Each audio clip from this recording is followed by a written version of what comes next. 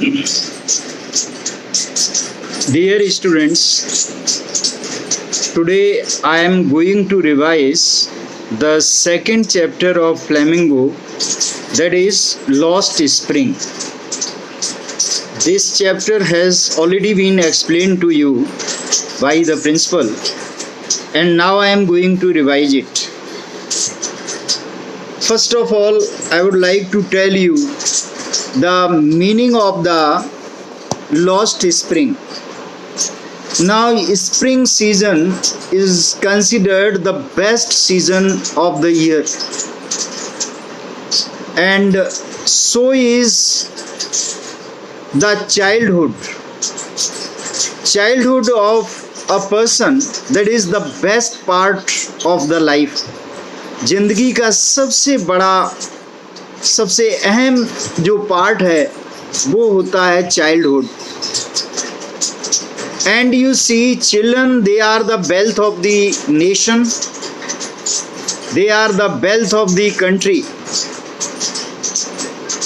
अगर चाइल्डहुड जिसका खराब हो गया तो सब कुछ खत्म हो गया. इस लेसन में जो ऑथर है अनीश जंग, actually from her book titled the lost spring, उससे ये एक्सट्रैक्ट लिया गया है. अब इसके दो पार्ट्स हैं. There are two parts. एक तो दिल्ली का है, Seemapuri, which is on the outskirts of Delhi, जिसमें साहिब और जिसका पूरा नाम साहिब आलम, उसकी पूरी स्टोरी है. हु इज ए रग पिकर फ्रॉम ढाका, बांग्लादेश. और दूसरा जो पार्ट है वो फिरोजाबाद का है. Mukesh a bangle maker, belongs to bangle maker family.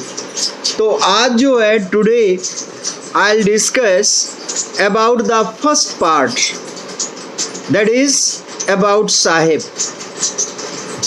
Now you see, Sahib Alam, actually he belongs to Dhaka in Bangladesh, and his family settled in Delhi, Simapuri, which is away from main city Delhi, outskirts of Delhi, since 1971.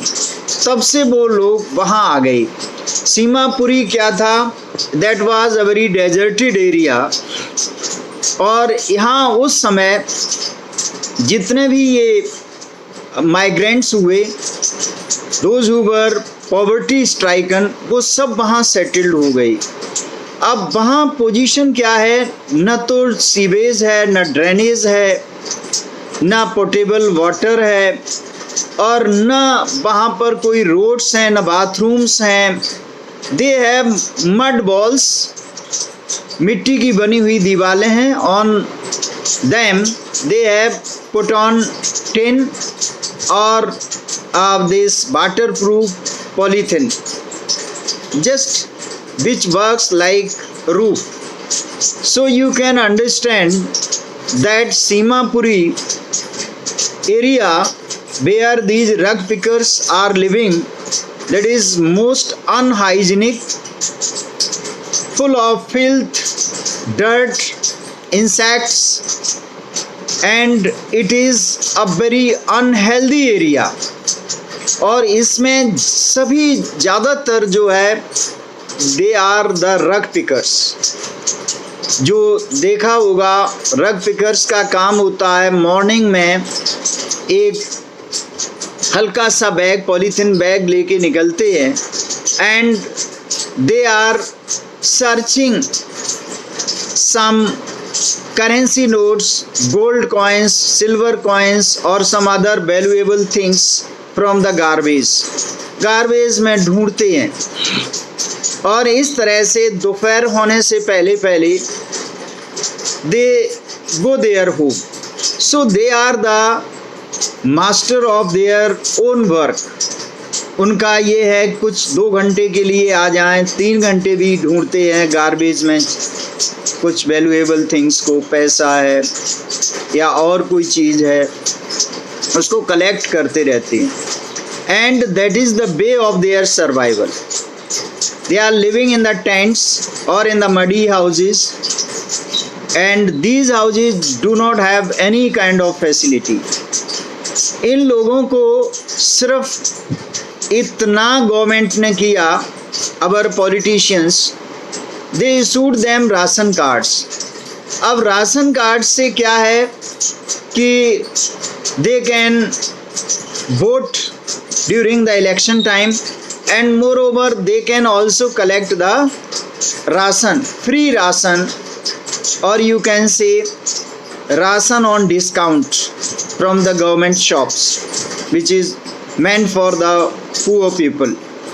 अब यहाँ पर question ये है कि narrator Anees जंग, she is an author, and when she watches the army of rug pickers in her neighborhood, that they are coming in a large number, as birds come in morning and they disappear in the afternoon. So she happens to meet Sahib on the way, and she asked him question where he belongs to, and what he is doing, is he going to school or not. All these questions she asked this boy.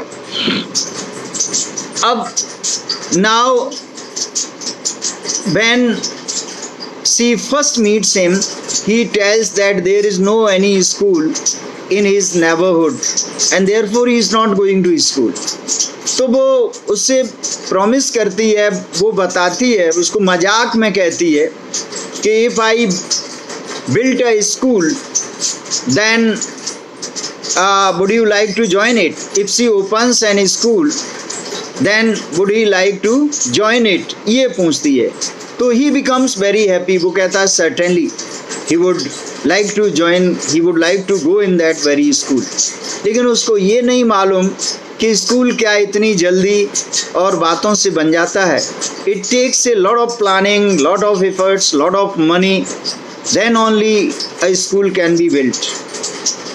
अब इसके बाद now I'll tell you the other story in the next video.